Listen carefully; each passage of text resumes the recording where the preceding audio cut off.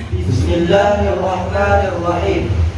حفل ختام الأنشطة الطلابية وتوزيع كشوف الدرجات للفصل الدراسي الأول بمعهد الإمام البخاري لتحفيظ القرآن الكريم فردوس سيرامبا يوم الأحد بالتاريخ 18 من ديسمبر سنة 2022 ميلادية، الموافق بالتاريخ 24 من جمادى الأولى سنة 1444 هجرية.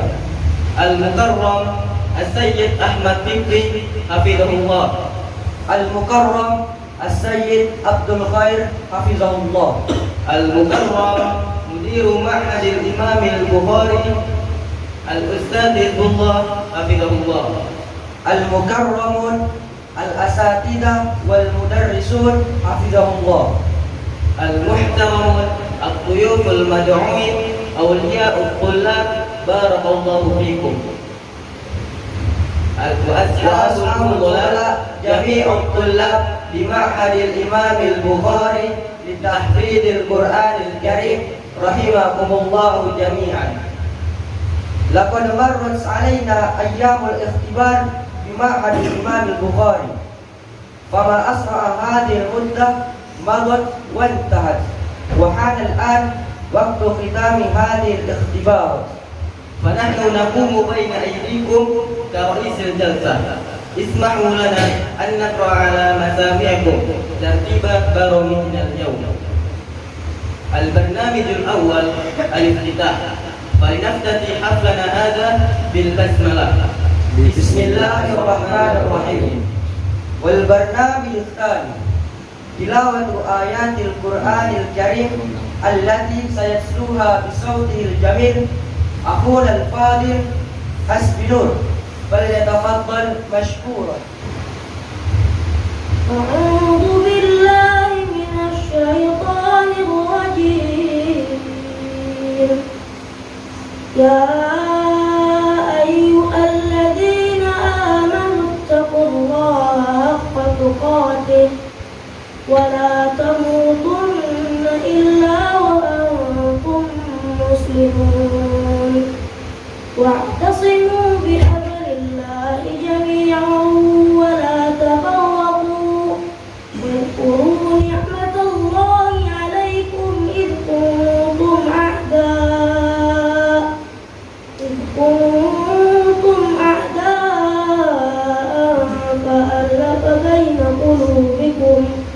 فألف بين قلوبكم فأصبحتم بنعمته إخوانا، وكنتم على شفا حفرة من النار فأنقذكم منها، كذلك يبين الله لكم آياته لعلكم تهتدون.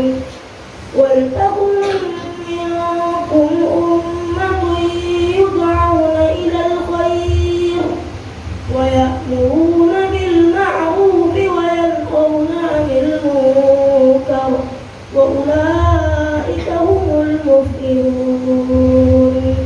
ولا تكونوا كالذين تفرقوا واختلفوا من بعد ما جاءهم البينات، وأولئك لهم عذاب عظيم.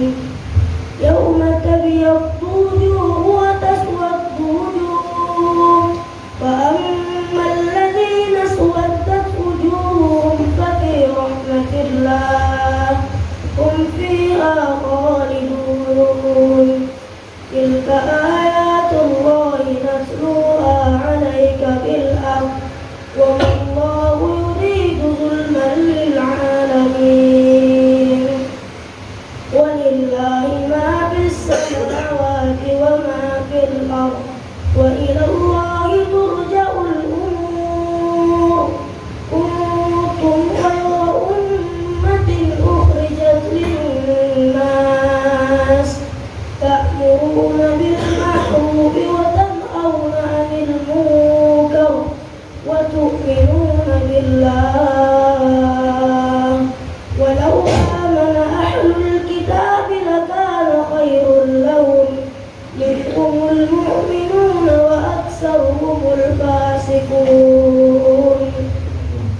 Baik, kemudian juga kami tidak mau santri-santri sampai mereka di rumah sana mendengarkan trompet atau lonceng atau melihat api. Semuanya Yahudi, Nasrani dan Majusi. Ya, kami maunya mereka balik ke pondok, kibarkan bendera La ilaha illallah. Ya, kami pengen mereka mengibarkan bendera La ilaha illallah. Kami tidak mau mereka di rumah sana mengibarkan bendera Yahudi, Nasrani dan Majus. Wallahi, maka oleh karena itu kami tidak ridho kalau ada santri yang balik ke pondok tidak tepat waktu yang telah ditentukan. Alhamdulillahil mannan alladzi 'allama al-insana al-bayan. Wassalatu wassalamu ala sayyidi auladi adnan Muhammad sallallahu alaihi wasallam alladzi hadahu Allah bil Qur'an wa ala alihi wa sahbihi wat tabi'in wa tabi'it tabi'in alladzi ayyadahum Allah bil Qur'an. Ayyuhal hadirun waliyut tullab wa ashabul fudala rahimani wa rahimakumullah jami'an. Aqumu baina aydikum sa'ulqiya lakum min ilqa'il kalimat bil lughatil arabiyyah tahta al-unwan tifahul hayah. An Abdullah ibn Mas'ud radhiyallahu ta'ala anhu sa'altu an-nabiy sallallahu alaihi wasallam ayyu amalin ahabbu ila Allah qala as-salatu ala waqtiha qultu summa ayyu qala birrul walidain qultu summa ayyu qala al-jihadu fi sabilillah muttafaqun alaih. Wa ala hadzal hadis kana Rasulullah sallallahu alaihi wasallam yubayyinuna anil a'mal allati yuhibbuha Allah wa minha awalan as-salatu ala waqtiha wa saniha birrul walidain wa thalisuha al-jihadu fi sabilillah. Wa nahnu min khalqillah فوجب علينا أن نعبد الله وحده كأداء الصلاة مناسبا لوقتها المختصة. فلذلك لا ينبغي لنا ترك الذكر والدعاء بعد الصلاة مع أن فيه وقت مستجاب للدعاء. وبجانب أداء الصلاة فواجبتنا نحو والدينا نطيعهما إذا أمرنا. وهذه المقالة مطابقا بما قاله النبي صلى الله عليه وسلم في حديثه رضا الله في رضا الوالد وسخط الله في سخط الوالد. وهذا الحديث أشرنا أن رضا الله عند رضا والدينا وسخطه في سخط والدينا لأنهما قد ربيانا من صغارنا حتى كبارنا وأمنا هي التي تولدنا وأما أبونا هو الذي يؤتينا النفقة. واعلموا أيها الأصدقاء رحمني ورحمكم الله نحن نستطيع أن نتعلم في هذه المدرسة ونتناول العلوم المختلفة من سعي أبوينا لا من غيرهما. فلذلك من واجبتنا أن نطيعهما. وأخيرا لا بد لنا أن نناضل في حياتنا هذه لأن مع النضال سنفلح ومن لم يناضل في حياته كالميت. ومن ثم هيا بنا نناضل في أي مكان كان أو في أي وقت من الأوقات لأجل ديننا وبلادنا وفي كل شيء مهم لنا. ربما كفيت هذا خطبتي وإن وجدتم مني الخطأات والغلطات أطلب منكم العفو كثيرا. شكرا على حسن اهتمامكم وأقول لكم جزاكم الله خيرا فسبحانك اللهم وبحمدك أشهد أن لا إله إلا أنت أستغفرك وأتوب إليك والسلام عليكم ورحمة الله وبركاته. Saudara-saudara sekalian yang berbahagia, pada kesempatan kali ini kami ingin menyampaikan sebuah kultum singkat yang bertemakan birrul walidain, berbakti kepada kedua orang tua. Saudara-saudara sekalian yang semoga dimuliakan oleh Allah Subhanahu wa taala, sesungguhnya tiada orang yang begitu besar jasanya kepada kita seorang anak melainkan kedua orang tua kita. Maka kewajiban berbakti kepadanya itu hendaknya kita laksanakan. Sungguhnya Allah Subhanahu wa taala serta para rasulnya dan para ulama, bahkan sejak zaman Nabi Adam hingga saat ini, menekankan bahwa betapa pentingnya untuk memperhatikan kedua orang tua. Sesungguhnya Allah Subhanahu wa taala itu menggandengkan perintah tauhid dengan perintah untuk berbakti kepada kedua orang tua, sebagaimana dalam firman-Nya, wa qada rabbuka alla ta'budu illa iya wa bil walidaini ihsana. Dan sungguh Rabb kalian telah mewasiatkan kepada kalian agar jangan sekali-sekali kalian untuk menyembah selainnya dan berbuat baik kepada kedua orang tua. Quran surah Al-Isra ayat 23. Saudara-saudaraku sekalian yang semoga dirahmati oleh Allah Subhanahu wa taala, sesungguhnya berbakti kepada kedua orang tua merupakan kewajiban bagi seorang muslim dan muslimah. Maka kewajiban kita kepada keduanya ialah berbuat baik serta berkata lemah lembut kepada keduanya, dan juga larangan bagi kita untuk berkata kasar, terlebih lagi berkata jorok kepada keduanya. Allah Subhanahu wa taala berfirman, "Fala taqul lahumā uff wa la tanharhumā wa qul lahumā qawlan karīmā." Maka janganlah sekali-sekali engkau mengatakan kepada keduanya dengan perkataan dan janganlah membentak keduanya. Maka katakanlah kepada keduanya perkataan yang baik. Quran surah Al-Isra ayat 23. Saudara-saudara sekalian, rahimani wa rahimakumullah, kenapa kita harus berbakti serta berbuat baik kepada kedua orang tua? Dikarenakan keduanya yang melahirkan kita, yang memelihara kita, yang mendidik kita dari kita kecil hingga dewasa, terlebih seorang ibu. Rasulullah SAW itu pernah didatangi oleh seorang pemuda. Kemudian pemuda tersebut bertanya, "Wahai Rasulullah, siapakah orang yang paling berhak untuk aku pergauli dengan baik?" Maka kata Rasulullah, "Ibumu." Kemudian, "Siapa lagi ya Rasulullah?" "Ibumu." Kemudian, "Siapa lagi ya Rasulullah?" "Ibumu." Kemudian, "Siapa lagi ya Rasulullah?" "Ayahmu." Saudara-saudara sekalian, rahimani wa rahimakumullah, mengapa derajat ibu itu lebih tinggi dibandingkan derajat seorang ayah?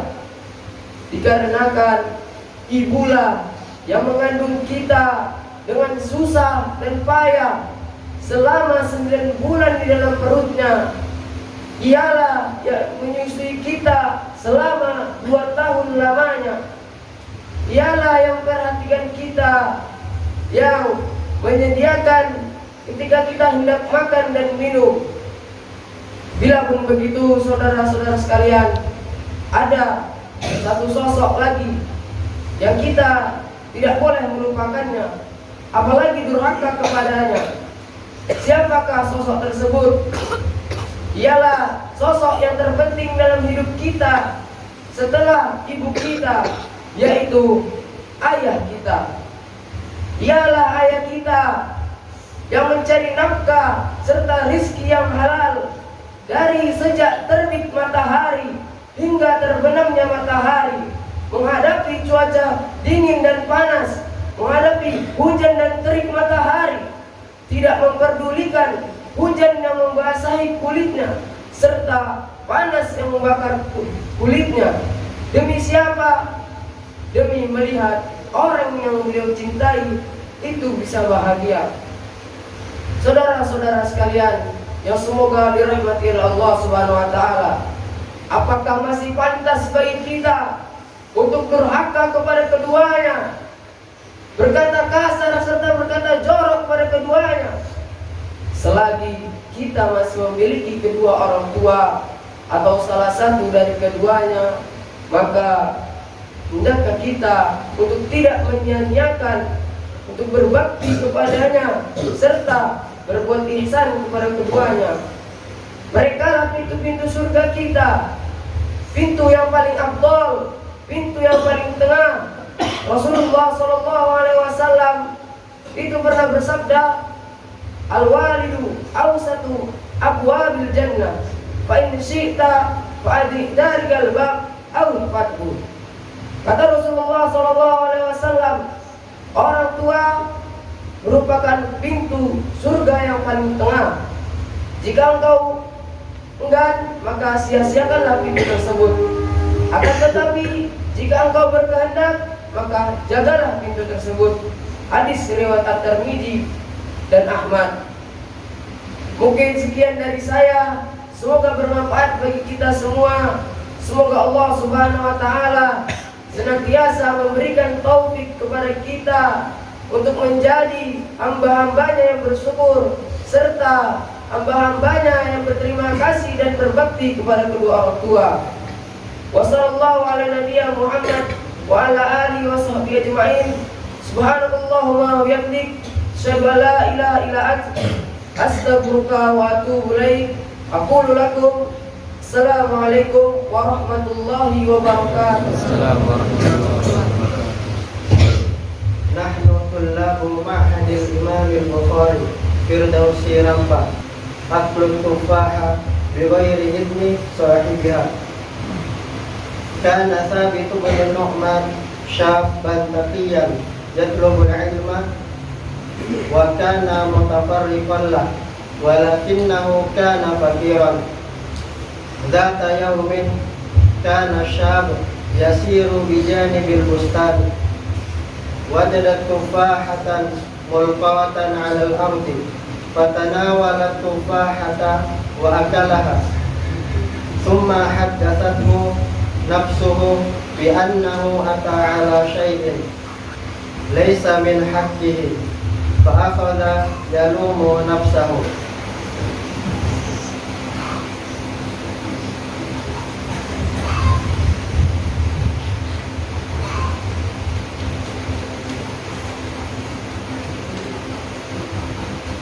Doa.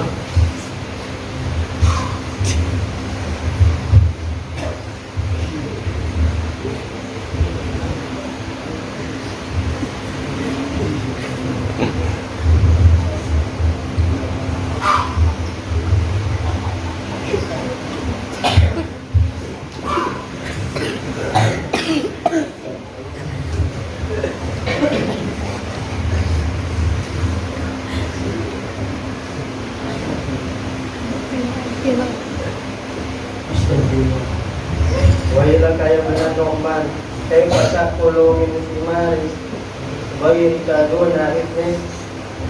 Wa qarrara syab an yara sahiba hadzal bustan, wa imma an yusamihahu aw an yadfa'a lahu thamanaha.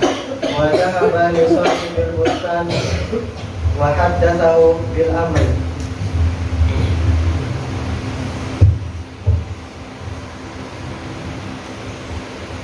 Assalamualaikum warahmatullahi wabarakatuh. Waalaikumsalam warahmatullahi wabarakatuh. Mas Bung, Ismi Sabit.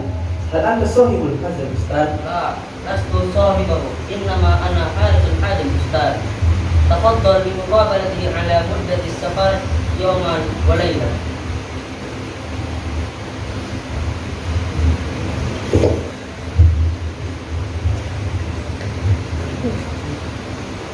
Assalamualaikum warahmatullahi wabarakatuh. وعليكم السلام ورحمة الله وبركاته. ماذا بك أيها الشاب؟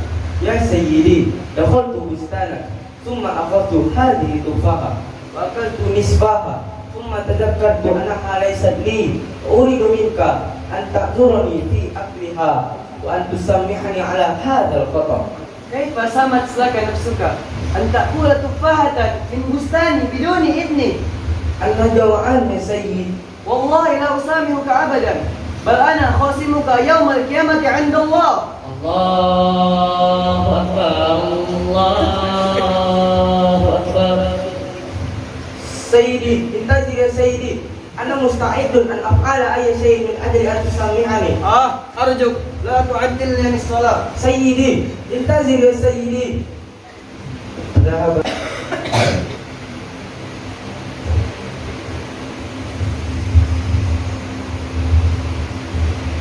يا بني، قلت لي أنك مستعد أن تفعل أي شيء أن أسامحك.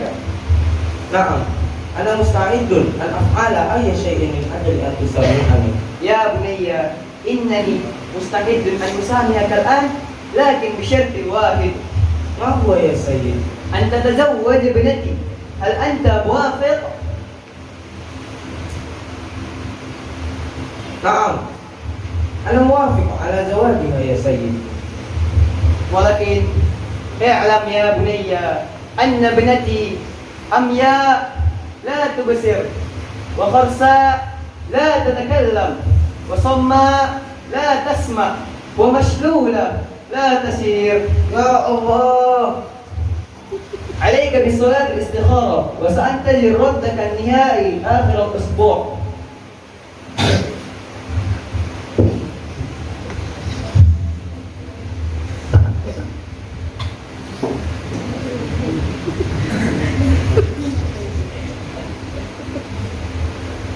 Allahu Akbar.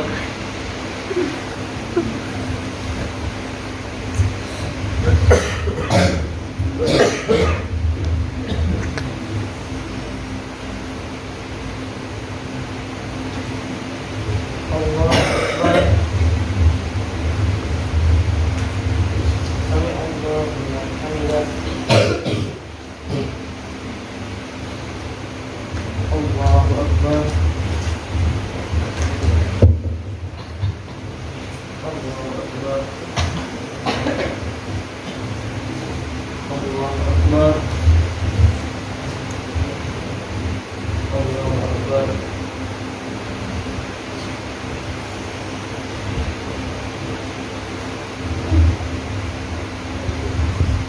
Assalamualaikum warahmatullahi wabarakatuh.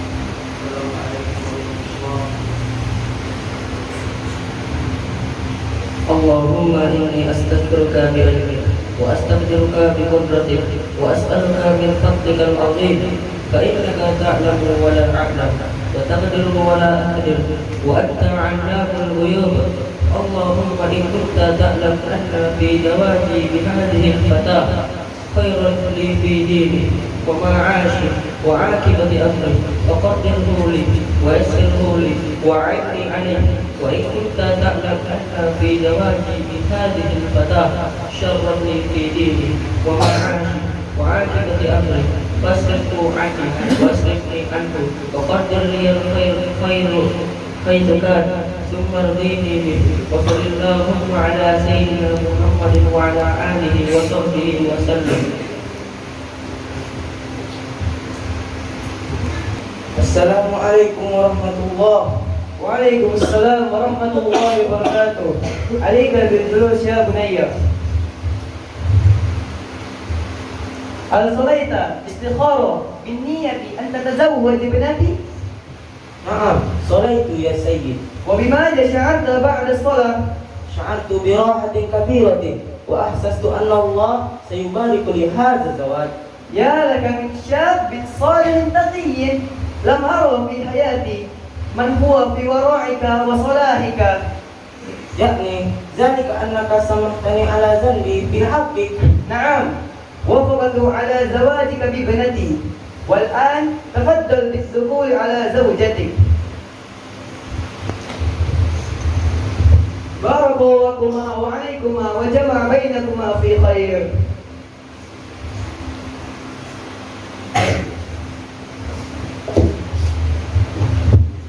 وفيها آية في الجمال والعلم والتقى فاستغرب كثيرا. لماذا وصفها أبوها بأنها عمياء فرسا صمة مشلولة؟ فلما سألها قالت أنا عمياء عن رؤية الحرام فرسا صمة عن قول وسماع ما يغضب الله ومشلولة عن السير في طريق الحرام. وتزوج ثابت بتلك المرأة.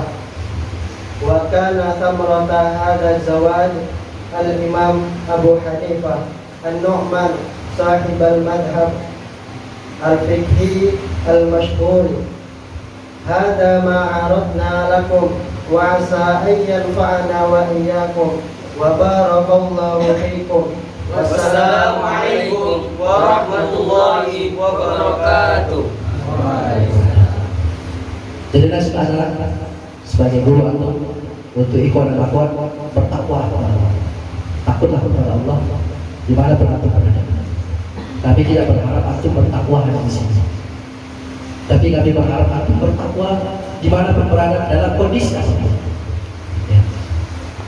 Dan di sini selalu antum dengarkan nasihat-nasihat guru antum bahwasanya Allah selalu melihat kita, Allah selalu memperhatikan kita, Allah selalu mengetahui apa yang kita kerjakan. Ya, Allah tidak hanya ada di makhluk. Ya. Tapi Allah Subhanahu wa taala akan senantiasa bersama kita ilmunya, pendengarannya dimanapun kita berada. Oleh karenanya, ikhwan dan akhwat bertakwa kepada Allah, taatlah kepada Allah. Patuhi perintah Allah, patuhi perintah Rasulullah, patuhi perintah orang tua. Ya, bertakwa kepada Allah Subhanahu wa taala. Kemudian iringilah kejelekan itu dengan kebaikan. Artinya ketika seseorang terjatuh ke dalam kesalahan, maka dia bertobat. Atau kata para ulama, dia iringi dengan kebaikan-kebaikan yang lainnya. Karena kebaikan-kebaikan itu akan menggugurkan kesalahan-kesalahan. Sebagaimana disebutkan dalam Al-Quran, innal hasanati yuzhibna sayyi'at. Sesungguhnya kebaikan-kebaikan itu menghapuskan kejelekan-kejelekan. Wa khaliqin nas bi khuluqin hasan. Dan perbuatlah manusia dengan akhlak yang baik.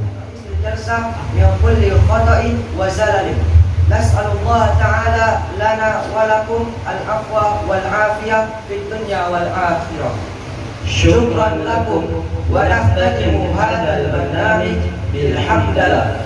Alhamdulillahi rabbil alamin. Wa sallallahu ala Muhammad wa ala alihi wa sahbihi wa sallam. Subhanallahumma wa bihamdik asyhadu an la ilaha illa anta astaghfiruka wa atubu ilaik. Assalamualaikum warahmatullahi wabarakatuh.